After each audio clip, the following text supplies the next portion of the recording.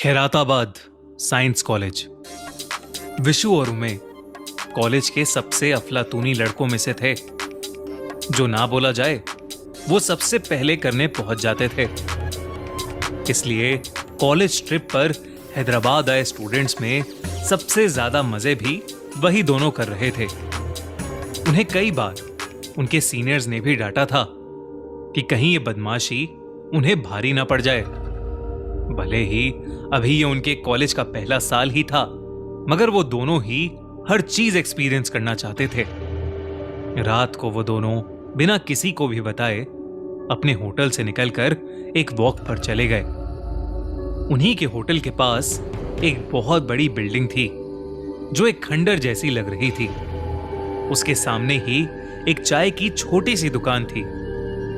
वो दोनों उस दुकान पर चाय पीने पहुंच गए। बातों बातों में विशु ने उस बूढ़े दुकान वाले से पूछा कि हैदराबाद में देखने के लिए क्या खास है। इस पर उस दुकान वाले ने जवाब दिया कि घूमने को जो है वो उनको उनका फोन बता देगा, पर साथ ही उसने कहा कि हैदराबाद में कुछ ऐसी भी जगहें हैं जिनके आसपास भी उन्हें भटकना नहीं चाहिए, जैसे कि उनके ठीक सामने वाली वो सुनसान बिल्डिंग। ये सुनते ही विशु और उमे की दिलचस्पी और बढ़ गई। उन्होंने दुकान वाले को उकसाया कि वो जरा खुलकर बताए। उस बूढ़े दुकान वाले ने उन्हें सचेत करते हुए कहा कि वो बिल्डिंग जो उनके ठीक सामने है वो कोई आम बिल्डिंग नहीं, बल्कि हैदराबाद की सबसे भूतिया जगह है, जिसे लोग खैराताबाद साइंस कॉलेज के नाम से जानते हैं। उस बूढ़े दुकान वाले ने बताया कि वो बिल्डिंग अब भले ही बस एक बड़ा सा खंडर बन चुकी है, पर वो आज तक वहां के लोगों को डराए रखती है। उस दुकान वाले ने बताया कि वो बिल्डिंग एक साइंस कॉलेज हुआ करती थी, जहां डेड बॉडीज पर मेडिकल रिसर्च भी किया जाता था। कहते हैं कि उसके बंद होने के बाद वहां से कभी वो डेड बॉडीज हटाई ही नहीं गईं। और उस कॉलेज के बंद होने के अगले दिन से ही वहां अजीबोगरीब चीजें होने लगी। दुकान वाला बूढ़ा आदमी ये बात कहते ही मानो कांप सा उठा, जैसे उस जगह का जिक्र ही उसे डराने को काफी था। उस दुकान वाले की बात सुनकर तो विशु और उमे की नींद उड़ चुकी थी। अब उस बिल्डिंग में जाए बिना उन्हें नींद नहीं आने वाली थी। उमे को लगा कि दुकान वाला उन्हें बस डरा रहा था, मगर जब इस बिल्डिंग के बारे में उन्होंने ऑनलाइन रिसर्च किया तो उन्हें कई आर्टिकल्स मिले जो बताते थे कि वो जगह हॉन्टेड है, और कई आर्टिकल्स में तो वहां ना जाने की बहुत सारी वार्निंग्स भी थीं। पर उमे और विशु ने वहां जाने की ठान ली थी।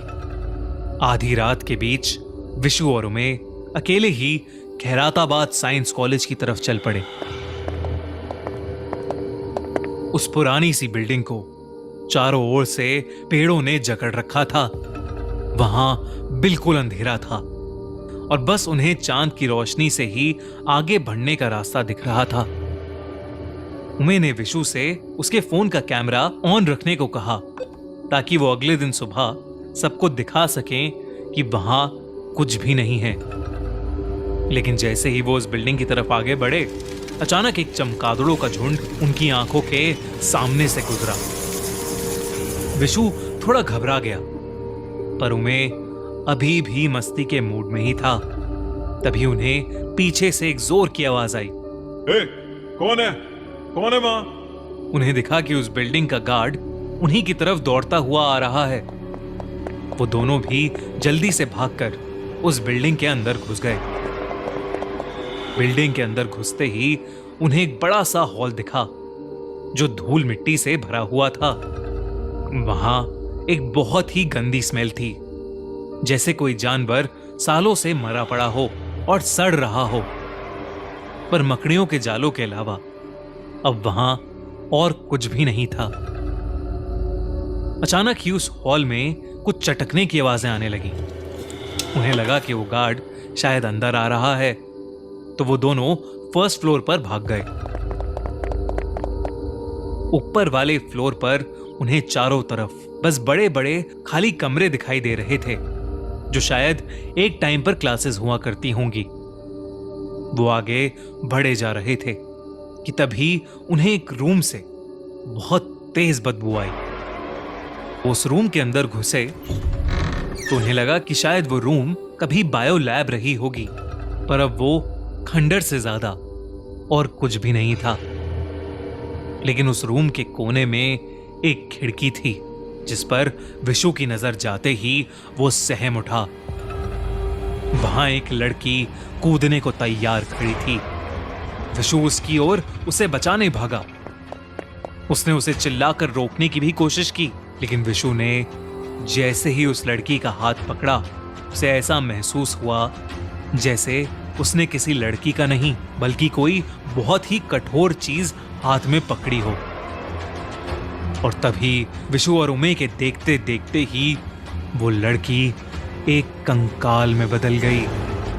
ये देखकर विशु ने अपने होश खो दिए और वो उसी खिड़की से फिसलकर नीचे गिर गया। दूर खड़ा उमे सुन्न पड़ गया था। उसने विशु को खिड़की से गिरता देखा, मगर वो कंकाल अब भी वहां था। डर के मारे वो उल्टे कदम भागा, लेकिन जैसे ही वो पीछे मुड़ा, उसे कई सारे कंकालों ने घेर लिया था।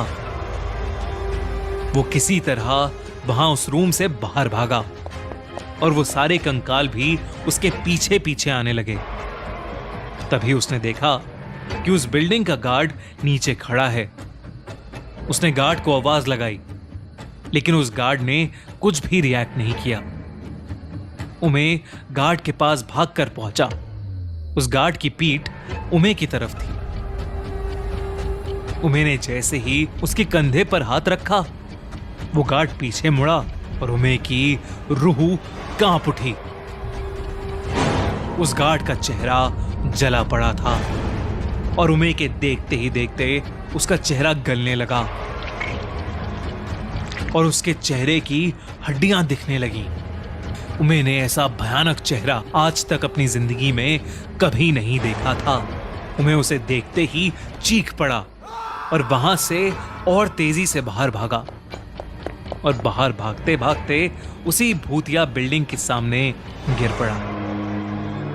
सुबह जब उमे और विशु के कॉलेज वाले उन्हें ढूंढने निकले तो उन्होंने उमे और विशु को कई सारी चोटों के साथ उस बिल्डिंग के पास ही बेहोश पाया। वो दोनों 3 दिनों तक हॉस्पिटल में रहे। जब उन्होंने सबको अपने साथ हुआ पूरा किस्सा बताया तो उन्हें और भी कुछ चौंका देने वाली बातें पता लगीं। पहले तो उस बिल्डिंग के सामने कोई चाय वाला कभी था ही नहीं।